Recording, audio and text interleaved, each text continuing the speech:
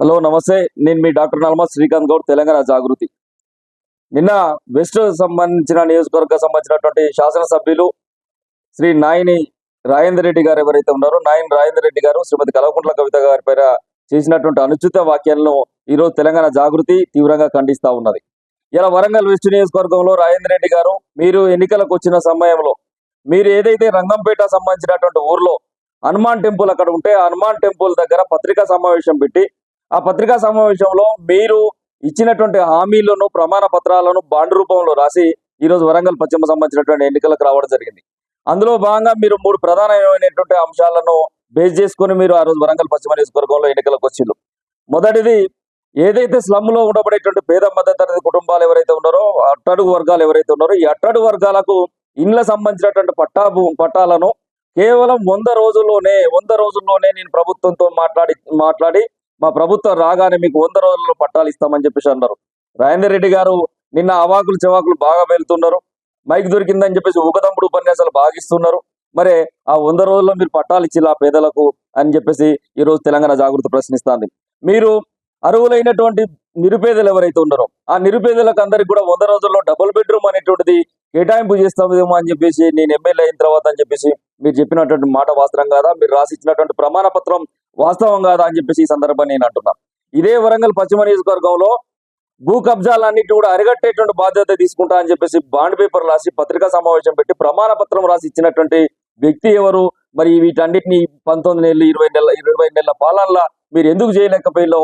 ముందు దీనికి సమాధానం చెప్పండి రాజేందర్ రెడ్డి గారు అని చెప్పేసి ఈ సందర్భం చెప్తున్నా. లిఖిత పూర్వకమైనటువంటి బాండ్ పేపర్లు ఇచ్చి పత్రికా సమావేశం పెట్టి ఇయాటి వరకు నువ్వు ఇచ్చినటువంటి బాండ్ పేపర్లు ఉన్నటువంటి అంశాలను కూడా నెరవేర్చలేనటువంటి, చేయలేని నీ యొక్క పాలన, నీ యొక్క పరిపాలన ఏదైతే ఉందో దీన్ని తెలంగాణ జాగృతి తీవ్రంగా ఖండిస్తుంది. ఇలా ఎమ్మెల్యేగా గౌరవప్రదమైనటువంటి హోదాలో ఉన్నటువంటి మీరు ఇష్టం ఉన్నట్టు ఎటుపడితే మాట్లాడితే తెలంగాణ సమాజం, వరంగల్ పశ్చిమ నియోజకవర్గ ప్రజలు తీసుకుంటారని చెప్పేసి అనుకోవడం నిజంగా పొరపాటు. ఇలా అనైతికంగా ఎవరైతే కాకతీయ యూనివర్సిటీకి సంబంధించినటువంటి భూములను కబ్జా పెట్టిండి ఇతను అని చెప్పేసి గత వైస్ ఛాన్సలర్ ఉన్నప్పుడు, గత రిజిస్ట్రార్ ఉన్నప్పుడు వందల సంఖ్యలో నీ పైన వినతి పత్రాలు ఇచ్చినటువంటి బీఆర్ఎస్ కార్పొరేటర్స్ ని అనైతికంగా నువ్వు కండవలు కప్పి తీసుకొచ్చి నీ పక్క గుక్క పెట్టుకుంటున్నది వాస్తవం కాదా? నాయని రాజేందర్ రెడ్డి గారు, మీరు దీనికి సమాధానం చెప్పాల్సినటువంటి అవసరం ఉన్నది.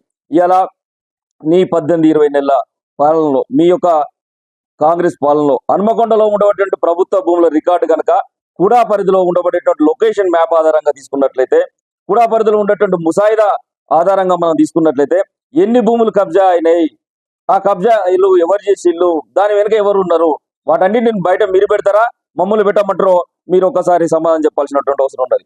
ఇలా ప్రశ్నిస్తే కేసులు, ప్రజారంజకమైనటువంటి పాలన అన్నారు. గత బీఆర్ఎస్ పాలనలో ఫ్రెండ్లీ పోలీసింగ్ విధానం ఉండే. ఆ ఫ్రెండ్లీ పోలీస్ విధానానికి స్వస్తి పలికి మీ అనునీయులకు కొమ్ము గాయడం కోసం ఇలా పోలీస్ స్టేషన్లు పనిచేస్తున్నాయి.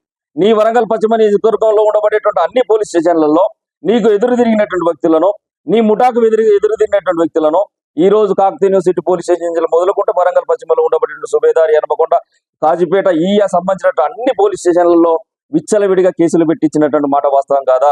ఒకవేళ నీకే కనుక చిత్తశుద్ధి ఉంటే పోలీస్ స్టేషన్ లో ఉండబడేటువంటి ఆ ట్రాక్ రికార్డ్స్ మనం బయటికి తీద్దాం, బిఎస్ఆర్ రికార్డులను ఇలా బయట పెడదాం. ఆ బిఎస్ఆర్ రికార్డులు బట్టి ఎవరెవరి పైన మీరు ఎన్ని కేసులు పెట్టిలో స్టేషన్ల వారికి జాబితా తెప్పించుకుంటే నీ చిత్తశుద్ధి ఏంది, నీ పాలన ఏంది, నువ్వు ఎంత పారదర్శకంగా పాలిస్తుంది నీ ప్రభుత్వం, నువ్వు అనేటువంటిది ఇలా వరంగల్ పశ్చిమ నియోజకవర్గ ప్రజలకు తెలుస్తుంది. అభివృద్ధి అంటే కాంట్రాక్టులు చేస్తే అభివృద్ధి కాదు, కమిషన్లు తీసుకుంటే అభివృద్ధి కాదు రాజేందర్ రెడ్డి. అభివృద్ధి అనేటువంటి సామాన్య ప్రజలకు ఈ రోజున 5,000 నోట్లకు పోవాలి, గూడు నివాసం అనేటువంటిది ఉన్న రోజునే అభివృద్ధి అనేటువంటిది ఉంటుంది అనేటువంటిది దీని ముందు తెలుసుకో. కాంట్రాక్టులు చేసినంత మాత్రాన అభివృద్ధి జరిగినట్టు కాదు.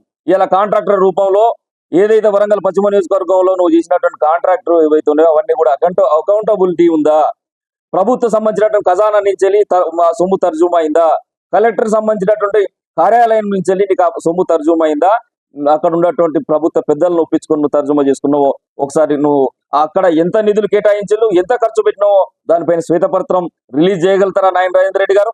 ఇలా మహిళలను అవమానపరిచే విధంగా, జాతీయ స్థాయిలో ఉండబడేటువంటి జాతీయ రాజకీయాలను ప్రభావితం చేసేటువంటి మా యొక్క అధినేత్రి శ్రీమతి కవిత గారిని మీరు అవమానపరిచే విధంగా మాట్లాడినంత మాత్రాన్ని పెద్దవుతావా? ఆ స్థాయికి వస్తావా?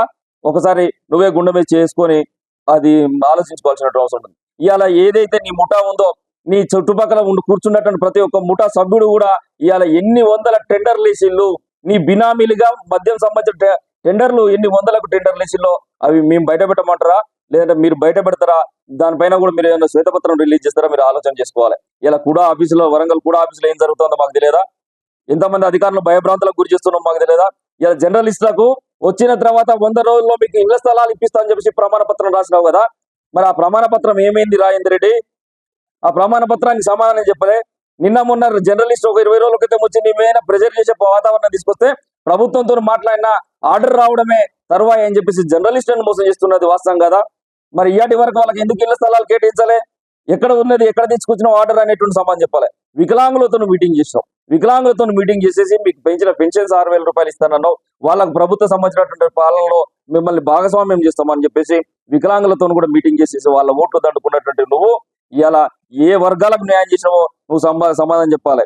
ఇవాళ తెల్లంగా వేసుకొని ఏదో మాట్లాడినంత మాత్రం నా స్థాయికి మించిన విమర్శలు చేస్తా, ఆ విమర్శలు చేసినంత మాత్రం నేను వాళ్ళ స్థాయికి పోతా అని చెప్పేసి అనుకుంటే మేము సిద్ధంగా ఉన్నాం. ఈ 20 నెలల పాలన పైన, ఈ వరంగల్ పశ్చిమ నియోజకవర్గంలో జరుగుతున్న భూ కబ్జాల పైన, ఆ భూ కబ్జాల్లో ఉండబడేటువంటి ముఠా సభ్యుల పైన, ప్రతి దానిపైన పూర్తిగా మేము చర్చకు సిద్ధం. తెలంగాణ జాగృతి తరపున నువ్వు దానికి సిద్ధంగా ఉన్నవా?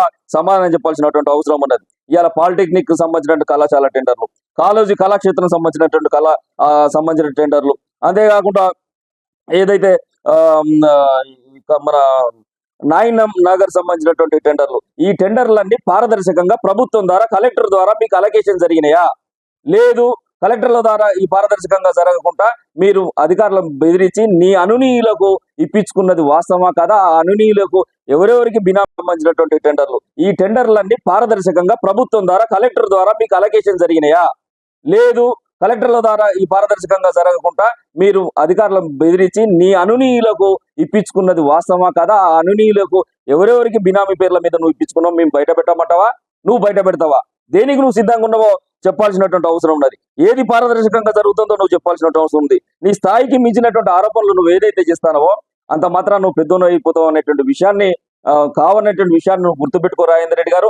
మీరు కాకతీయ యూనివర్సిటీ భూములను చెరబట్టిల్లు, ఆ భూములను చెరబట్టిన తర్వాత వాటిపైన 100ల సంఖ్యలో వినతి పత్రాలు ఇచ్చినటువంటి కార్పొరేటర్లను అనైతికంగా చేసుకొని ఇలా వరంగల్ పశ్చిమ నియోజకవర్గం ఏదో చేస్తా అని చెప్పేసి ఉగదంపుడు ఉపన్యాసాలు ఇస్తే ఎవరు చూస్తుండవు. వరంగల్ పశ్చిమ నియోజకవర్గ ప్రజలు ఉద్యమ బిడ్డలు, ఉద్యమ ఉగ్గుపాలు తాగినటువంటి బిడ్డలు. గత ఉప ఎన్నికలలో వాళ్ళ పౌరుషాన్ని చూపెట్టిల్లు. తెలంగాణ వాదానికి పెట్టని గొడవలే ఆ వరంగల్ పశ్చిమ నియోజకవర్గ ప్రజలు ఉన్నారు. నీ యొక్క రౌడీయిజము, నీ యొక్క హత్యా రాజకీయాలు ఇవన్నీ కూడా తెలంగాణ ప్రజలకు, అదేవిధంగా పశ్చిమ నియోజకవర్గ ప్రజలకు తెలుసు. కాబట్టి ఇప్పటికైనా తస్మత్ జాగ్రత్త. శ్రీ నాయన్ రాజేందర్ రెడ్డి గారు, మీరు ఒక గౌరవప్రదమైనటువంటి హోదాలు ఉన్నారు. అదే పద్ధతిలో మీరు మాట్లాడితే మా నుంచి కూడా ప్రతిఘటన అదే విధంగా ఉంటది. మీరు ఏ పద్ధతిలో మాట్లాడితే మేము ఆ పద్ధతిలో మాట్లాడాల్సి వస్తుంది. కాబట్టి ఇప్పటికైనా నోరు దగ్గర పెట్టుకొని మీరు ఇచ్చినటువంటి ప్రమాణ పత్రాన్ని ముందు మీరు అమలు చేయండి. అమలు చేసిన తర్వాత మీరు విమర్శలకు రండి, విధానపరమైనటువంటి విమర్శలు చేయండి. కోర్టు పరిధిలో ఉండబడేటువంటి అంశాలను మీరు మాట్లాడి, అట్లా మాట్లాడితేనే నీ ముఖ్యమంత్రికి సురగా చేసింది కదా సుప్రీంకోర్టు, హైకోర్టు కూడా అట్లా మాట్లాడొద్దని చెప్పేసి.